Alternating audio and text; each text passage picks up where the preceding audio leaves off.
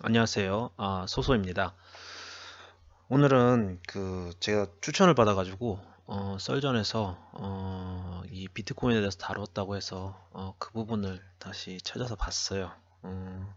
그래가지고 그거에 대해서 좀 짧게 논평을 뭐 그렇게 짧지는 않을 수도 있는데 논평을 좀 해보려고 합니다. 일단 잘못된 점이 많아요. 설명한 것 중에 JTBC가 설명한 중에 잘못된 게 많고 그에 대해서 좀 지적을 할게요. 일단 처음에 위키리스트 설립자 어산지가 미 정부 덕계 비트코인 수익이 5만 달러라고 이제 이런 기사를 하면서 마치 어산지가 비트코인에 투자했다라는 것처럼 나와 있는데 실제 어산지가 샀는지는 저도 잘 모르겠지만 어산지는 투자를 본인 돈을 했다기보다는 비트코인을 2014년부터 제 기억에는 위키리스트가 비트코인을 기부를 받았어요. 역사가 어딨냐? 역사 보면 여기 2011년 기부를 받는다고 시작을 했고요. 위키리스트 같은 경우는 이제 초국가적 단체이기 때문에 이제 미국 정부에서도 좋아하지 않죠. 이런 단체이기 때문에 어떤 투자를 받는 데 있어서 그러니까 기부나 이런 걸 받는 데 있어서 계좌로 받는데 문제가 많아요. 그래서 이제 비트코인으로 받았던 거고요. 기부받은 비트코인이 그냥 지갑에 잠자고 있으니까 그게 가치가 올라가지고 수익이 오른 거죠. 결론적으로는. 뭐 이런 얘기고 마치 뭐 위험을 즐겨서 비트코인을 받은 건 아니에요. 어산지가. 그런 거고. 그다음에 화폐에 대한 이야기가 나오고 비트코인이 쓸모가 없다. 뭐 이런 얘기가 나오는데 일단 첫 번째는 비트코인에 대한 논의는 제가 보기에는 이거는 한 2013년 한 3, 4년 전에 그러니까 이더리움이 나오기 전에 할 정도의 수준의 논리예요. 지금 유시민 작가가 직접 쓴 대본인지 썰전 작가들이 써준 대본을 읽어준 건지 모르겠는데 사실 논리의 수준이라든가 근거가 이더리움이 나오기 전까지 많은 사람들은 비트코인을 이 논리로 공격을 했어요. 하지만 이더리움이 나오고 나서부터는 더 이상 이 논리가 비트코인에 적용이 되지 않고 비트코인은 현재로서는 물론 투기적 성격이 있는 건 맞아요. 있는 건 맞지만 가치가 없다. 가치가 없지 않죠. 비트코인은 가상화폐, 그러니까 암호화폐 시장에서의 달러와 같은 기축통화 역할을 하는 거예요. 기축통화의 역할을 하고 그러면 기축통화라는 걸 하려면 이 암호화폐들이 어떤 가치가 있어야 되는데 가장 대표적인 가치가 있는 암호화폐로 이더리움을 그럼 한번 들어볼게요.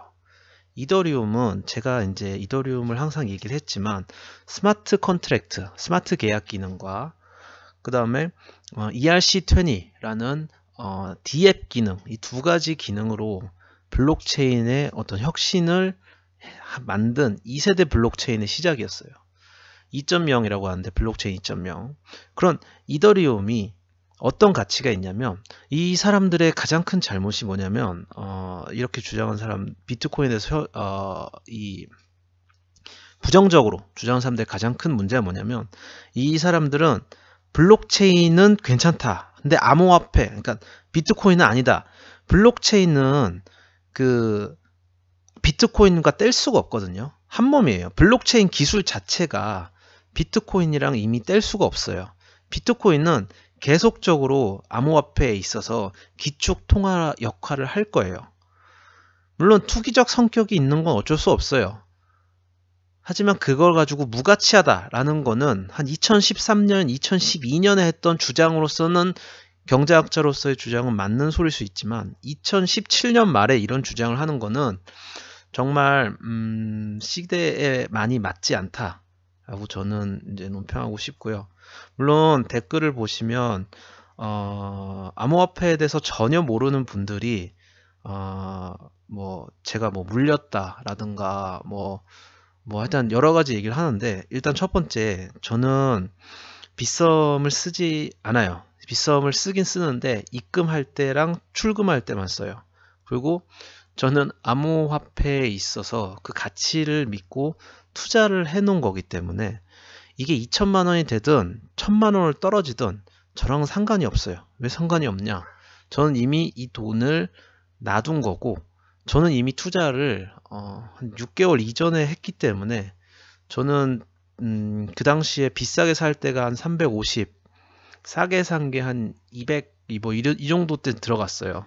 이 정도 때 저는 상당히 많은 금액이 들어갔기 때문에 사실 이번 비트코인 광풍은 저랑 거의 관계가 없어요. 저는 비트코인의 비율이 그렇게 높지도 않았고, 다른 코인들은 가격이 현금가로, 비트코인은 올랐지만 다른 알트코인은 그렇게 올라지 않아서, 이게 비트코인이 오르든 말든 비트코인이 막 2400 찍을 때도 제 재산은 비슷했고, 비트코인이 지금 하락해도 제 재산은 비슷해요. 비트코인에 저는 애초에 투자를 그렇게 많이 해놓질 않았어요.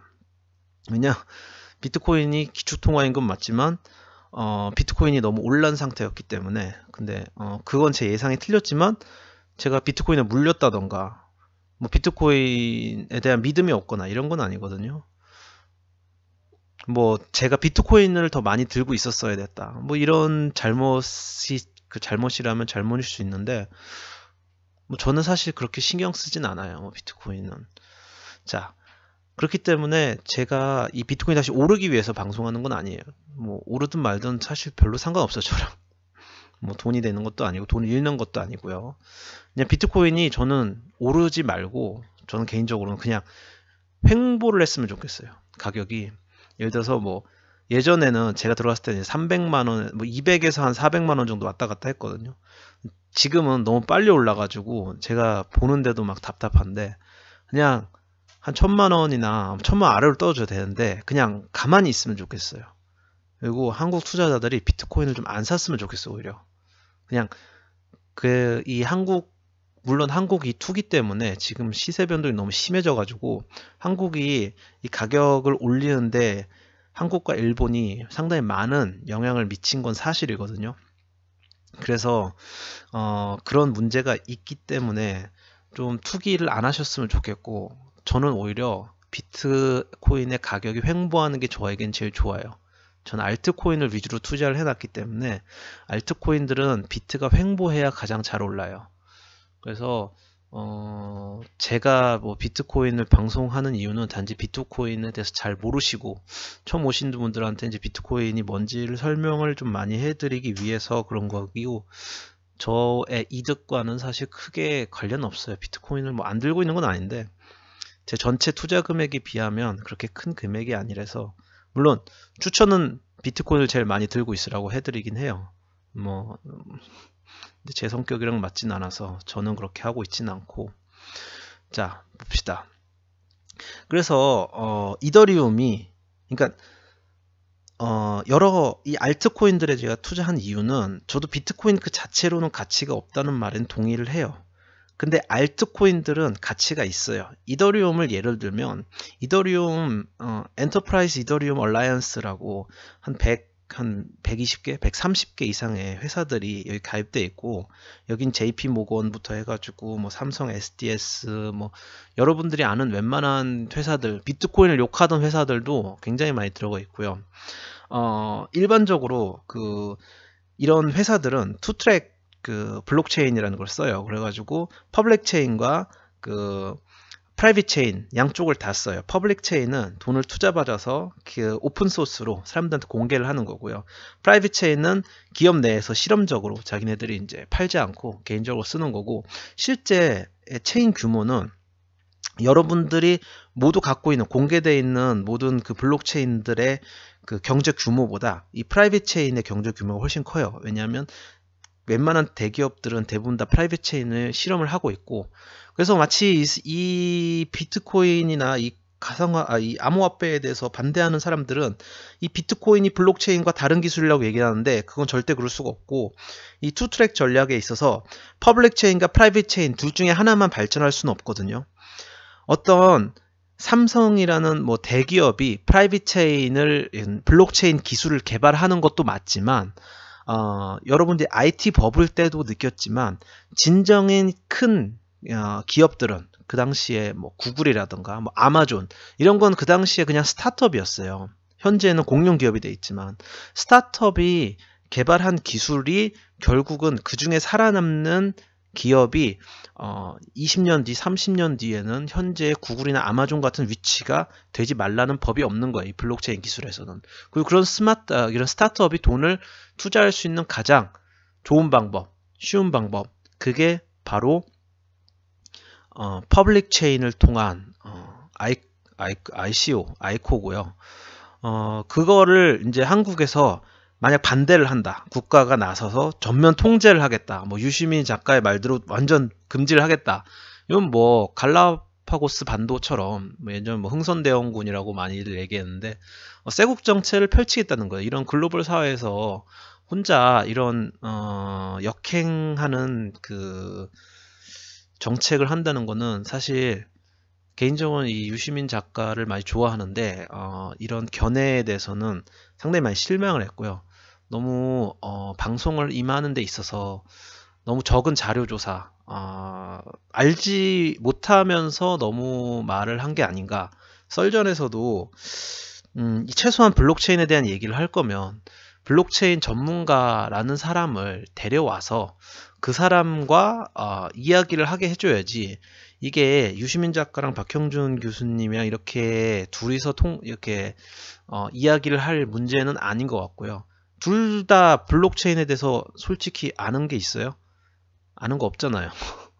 아는 것도 없는 사람들을 데려와 놓고서 이렇게 얘기하는 거는 제가 보기에는 의미가 없는 토론이었던 것 같고 자, 그 다음에 좀 더 얘기해 보세요.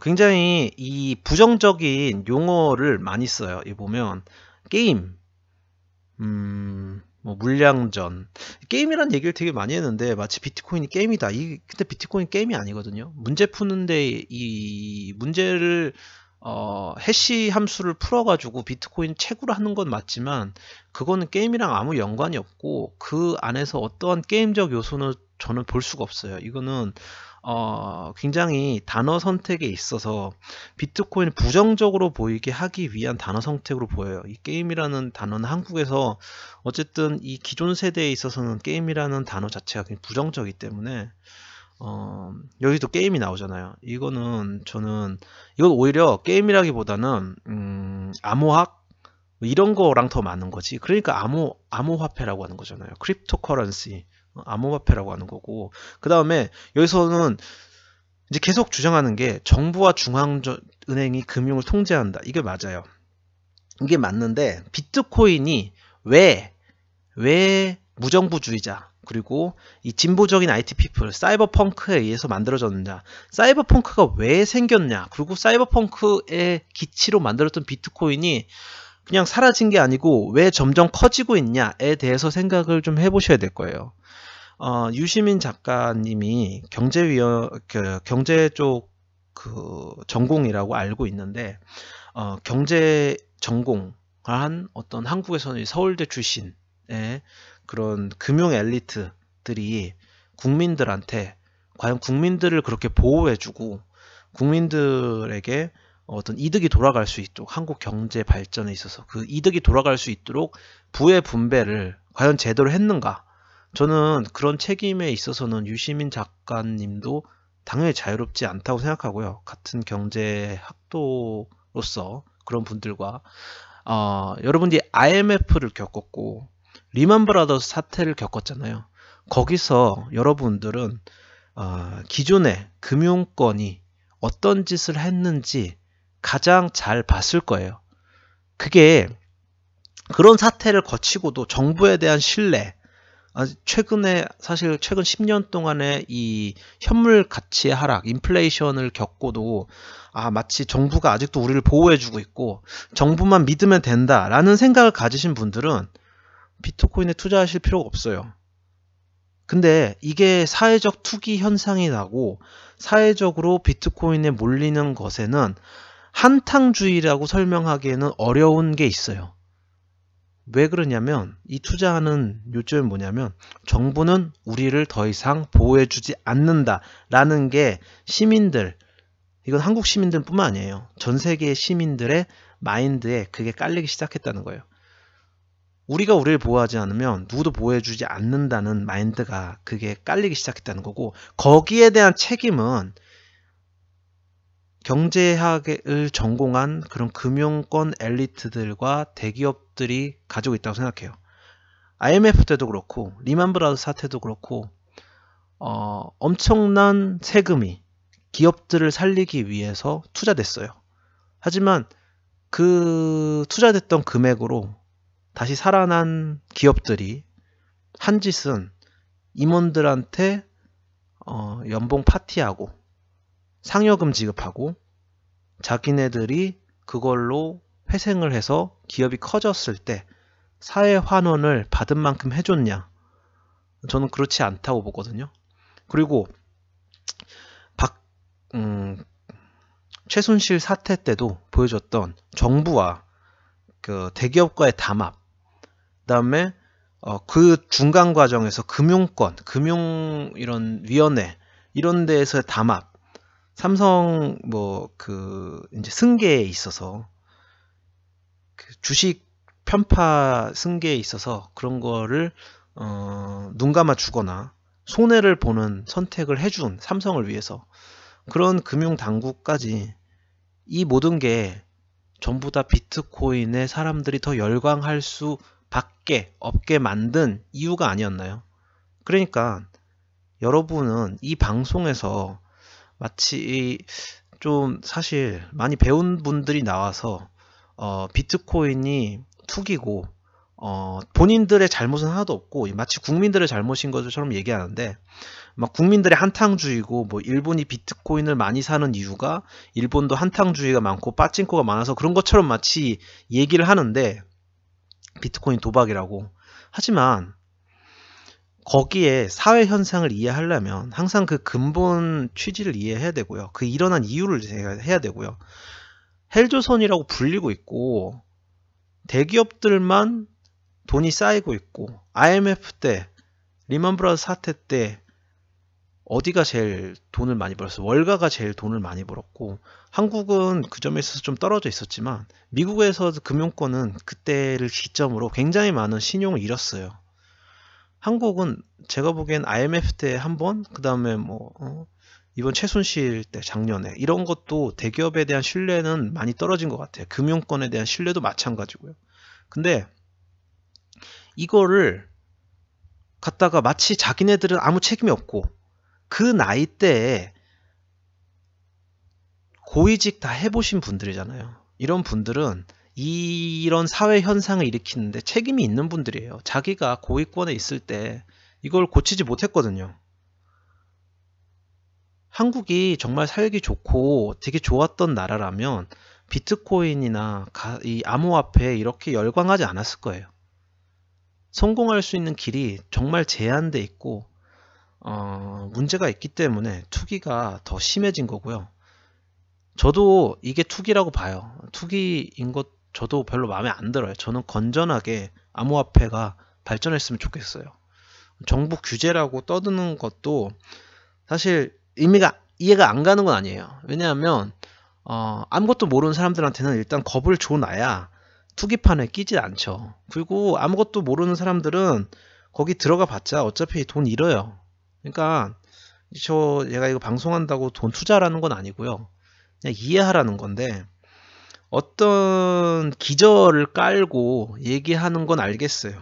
얘기하는 건 알겠는데 정부의 논조, 언론의 논조가 다 똑같으니까 무슨 말인지는 알겠는데 이거를 법적으로 규제할 수도 없고요. 하고 싶어도 법적으로 규제하면 그냥 딴 나라 가서 그 나라에서 돈 출국하면 돼요.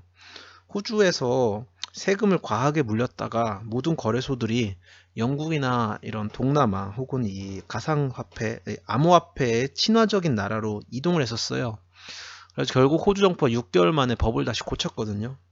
그러니까 금지를 하는 거는 중국과 같은 공산주의 국가가 아니면 불가능이에요. 왜냐하면 더 이상 이 유시민 작가님의 그 마인드에서 제가 이 사람이 이제는 좀 더 이상 젊은 지식인이라기보다는 이제는 어떻게 보면 좀 이렇게 말하면 좀 뭐 기분 나쁠 수도 있겠지만 꼰대가 된 게 아닌가 이런 게 느꼈다는 게 아직도 국가에 대한 신뢰와 그 이 제도권에 대한 신뢰가 있다는 게 느껴졌거든요. 말하는 데 있어서.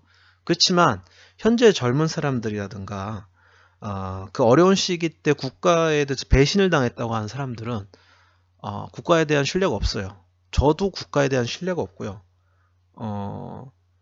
국가에 대한 신뢰가 있고 제도권에 신뢰가 있는 분들은 비트코인에 들어오면 안 돼요. 근데 재밌게도 그 신뢰가 있는 분들이 별로 없기 때문에 이게 더 광풍인 거거든요. 만약에 여러분들이 열심히 일해서 서울에 한 10년에서 10년 정도 일하면 서울에 집을 한 채 살 수 있고 번듯한 가정에서 아이를 키울 수 있고 그냥 적당한 직장을 있으면 그런 게 모든 게 다 가능하다면 그게 한 60년대 70년처럼 현재도 가능하다면 비트코인을 줘도 살 사람이 별로 없을 거예요. 근데 지금까지 빈부의 격차를 커지게 만들고 그거에 대해서 서민들의 상대적 박탈감, 땅값을 올려가지고 경기를 부양시키고 이런 거에 있어서 저는 한국의 좌파, 우파, 무슨 좌파가 좌파 같다고 생각하진 않지만 그래도 양쪽 다 책임이 있고요. 노무현 정권도 제가 노무현 대통령님을 좋아하긴 하지만 그 책임에 있어서는 절대 자유롭지 않아요. 저는 아직도 기억이 나왔던 게 빈부격차가 노무현 정권 때 엄청나게 커졌어요. 그 커진 이유가 부동산 투기 때문이고요. 그 투기를 못 잡은 거에 있어서는 유시민 작가도 그 정권 일원으로서 굉장히 큰 책임이 있다고 봐요. 본인도 아마 그분도 그 책임에 대해서 회피하지는 않을 거고 그랬던 여러분들이 그런 정권을 있을 때 행했던 일들이 부메랑처럼 돌아와서 이런 투기를 만든 거예요. 그러니까 마치 여러분들이 여기는 이 여러분이라는 건 유시민 작가님만을 얘기하는 게 아니고요. 한국에 있는 고위 공무원들, 그다음에 이 주류 세력들, 그분들 중에 이제 비트코인을 반대하는 분들, 규제해야 된다, 법적으로 금지해야 된다 이런 분들한테 하는 말이에요. 여러분들은 여기서 지금 이걸 규제를 한다고 하는 논의는 이미 너무 늦었어요. 규제를 얘기하고 어떤 그 블록체인을 어떻게 해야 되나 이거는 2013년, 2014년에 이미 끝났어야 됐어요. 일본이 거래량이 많다 라고 나오면서 일본이 빠찡코를 좋아해서 그렇다라고 했는데 그거는 진짜 이걸 전혀 모르는 거예요. 일본이 거래량이 많은 이유는 일본 정부가 블록체인을 인정하고 비트코인을 인정해주고 그리고 거래에 있어서 인증제를 다 들어가 있는 상태예요. 그렇기 때문에 이런 비트코인의 거래가 활발하고 활성화되어 있는 거고요. 미국이 20%밖에 안 돼, 뭐 미국은 일본보다 되게 적다. 맞아, 여기 거래량이 나오네. 미국이 27%, 한국이 9%다. 그리고 일본이 엔화가 62%다. 근데 여기서 함정이 있어요. 함정이 뭐냐면 한국 거래소랑 일본 거래소는 엔화랑 원화로 코인을 사고 팔아요. 하지만 미국 거래소는 달러로 사는 거래소가 거의 없어요. 그나마 이제 사는 게 USDT인데 그거 말고 비트코인 거래 화폐 비율을 보면 이거는 말이 안 되고요. 이걸로 보면 안 되고 뭘로 봐야 되냐면 실제 거래량 중에 BTC로 이루어지는 거래량을 봐야 돼요. 비트코인은 제가 기축통화라고 했잖아요. 비트코인으로 일어나는 거래량이 엄청나게 큽니다. 비트코인을 중심으로 해서 알트코인을 사고 팔거나 그리고 달러로 거래되는 거랑 USDT라는 테더로 거래되는 게 미국은 또 나뉘어져 있거든요. 미국뿐만 아니라 서구권 전체가 나눠져 있기 때문에 여기서 이 통계 따라 다르는데 USDT를 넣는지 안 넣는지도 모르겠어요. USDT로 거래하는 거래소가 있고 USD 달러로 거래하는 거래소가 있어요. 또 이렇게 나뉘기 때문에 이 거래소는 의미가 없고 또 이 62%가 엔화가 전부 다 마치 일본 돈이라고 생각하는 것도 잘못된 거예요. 여기에는 정말 많은 비중의 중국 위안화가 들어가 있어요. 중국이 지금 몇 개월째 비트코인을 금지하고 있는데 그래 금지하니까 지금 중국 애들이 어떻게 했냐면 일본에서는 비트코인이 합법이잖아요. 완전 합법이에요. 정부가 아예 인가를 내려주기 때문에 일본으로 엔화를 위안화로 바꿔요. 아니, 위안화를 엔화로 바꾼 다음에 엔화로 비트코인을 사요. 그래서 이 거래량 중에 상당 부분이 중국이에요. 그리고 여기 뭐 유럽은 전혀 막 없는 것처럼 얘기했는데 유럽 비율도 상당히 높고 이거는 사실 그냥 참고 자료지 이게 맞는 자료는 아니에요. 그래서 이런 자료를 집어넣거나 하는 것만 봐도 제가 보기에는 이 작가진 혹은 유시민 작가나 박형준 교수님이 다 어떤 그 암호화폐에 대한 지식 수준은 그냥 아마추어 수준이 아닌가. 그냥 겉핥기식으로 그냥 좀 공부해가지고 뭐 한 몇 시간 공부했겠죠. 몇 시간 공부해서 솔직히 그냥 TV에 나와서 얘기하는 거 아닌가 라는 생각이 들고요. 이런 거에 대해서는 제가 하나하나 그냥 그 반박을 하면 너무 길어지니까 그냥 무지에 의한 비난이라고 보이고 사실 좀 슬퍼요. 물론 투기판이 된 건 사실이에요. 그래서 투기판인 거는 저도 슬픈데 그 투기판이 되기 전까지 관심을 전혀 안 줬다는 거. 관심을 줬으면 이렇게 얘기할 수 없죠. 좀 더 논리적으로 제가 얘기했잖아요. 2013년에나 통했을 만한 반박문이라고 비트코인에 대해서는 2017년에 맞는 논리적 반박을 해야죠. 이더리움 나오기 전 블록체인 1.0에 대한 1.0이 쓸모없다고 주장하는 것들이에요. 이 주장들은. 그래서 개인적으로 한국의 고위층의 생각의 수준이 이 정도다 라는 게 제 생각이고 저는 이런 경제학을 전공한 분들이 이런 생각을 하고 있는 거는 이해가 되는데 그 분들이 이런 생각을 하기 전에 먼저 본인들의 책임이 있지 않았나. 금융권과 정부에 대한 신뢰를 잃게 한 그런 원인을 제공한 게 실제 본인들이면서 비트코인을 비방하는 거는 솔직히 별로 맞지 않은 것 같아요.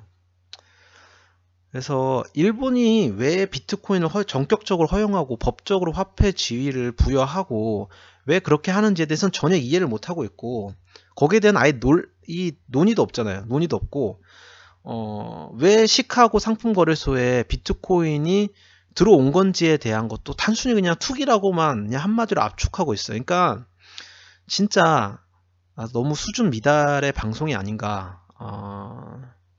그냥 차라리 안 다루면 안 다루지. 어떤 사회 현상에 있어서 이런 식으로 토론 프로그램이 이런 겉핥기식으로 다루는 거는 제가 보기에는 이 작가진이라든가 그 JTBC에서도 어느 정도는 반성을 해야 되지 않나. 물론 지금 반성 안 하겠죠. 나중에는 블록체인 기술이 좀 더 실용화된 다음에 이렇게 잘못 방송하지 않았나 라는 반성을 해야 되지 않나 싶고요. 그냥 좀 보고 좀 울적했어요. 좀 울적해져서 올렸고요. 가격에 대해서는 뭐 비트코인 가격에 관심이 많은 분들이 있어서 제가 그냥 논평을 하는 거지 저는 별로 관심이 없어요. 어차피 나중에 다 오를 거고 뭐 나중에 어차피 오를 거니까 저는 어차피 사고 팔고 그렇게 자주 하지도 않아요. 그냥 여러분들이 원하는 게 있어서 그냥 그러니까 손해를 본 상태에서 팔지 말라라는 것은 여러분들이 나중에 이 반등이 됐을 때 돈을 잃을까봐 팔기 전까지는 이런 게 아닌 거거든요. 그거는 근데 비트코인뿐만 아니라 주식도 마찬가지예요. 너무 기본적인 거예요. 주식에서도 그 회사가 망하지 않으면 언젠가는 전고점을 올라요. 어차피 돈은 여러분 통장에서 빠져나가서 거래소에 들어간 순간 여러분 돈이 아니에요. 그 돈이 여러분이 되는 돈이 되는 순간은 비트코인이 올랐을 때가 아니고 비트코인이 2천만 원, 3천만 원 갔다고 해서 그 여러분 돈이 아니고 그거를 다시 하나로 바꿔서 여러분 통장에 꽂혀야 그게 돈이 번 거예요. 지금 비트코인을 예를 들어서 여러분이 뭐 2천만 원을 샀어요. 2,400 갔을 때 여러분이 뭐 20% 번 거 같아요? 번 거 아니고요. 그 1,000만 원 갔다가 여러분 2분의 1 간 거 같아요? 2분의 1 된 거 아니에요. 그게 얼마가 되는지 확정이 되는 거는 여러분이 팔아서 그걸 여러분 계좌에 넣을 때예요. 그래서 너무 걱정하지 마시고 있으면 돼요. 때리는 거는 열심히 때려 보세요. 뭐 한국이 그렇게까지 가상화폐 큰 기여도 안 하고 있는 데다가 이 기여를 하게 한 20%를 자락할 때까지 정부가 한 게 뭔데 해준 게 있어요? 그거 해준 게 없어도 이렇게 큰 건데 이거를 규제한다고 해서 더 작아질 것도 없어요. 아무튼 마지막에 좀은 제가 좀 짜증이 나가지고 좀 화풀이를 한 것 같고, 예, 비트코인과 썰전 유시민 작가님에 대한 논평은 여기까지 하겠습니다. 오늘은 여기까지.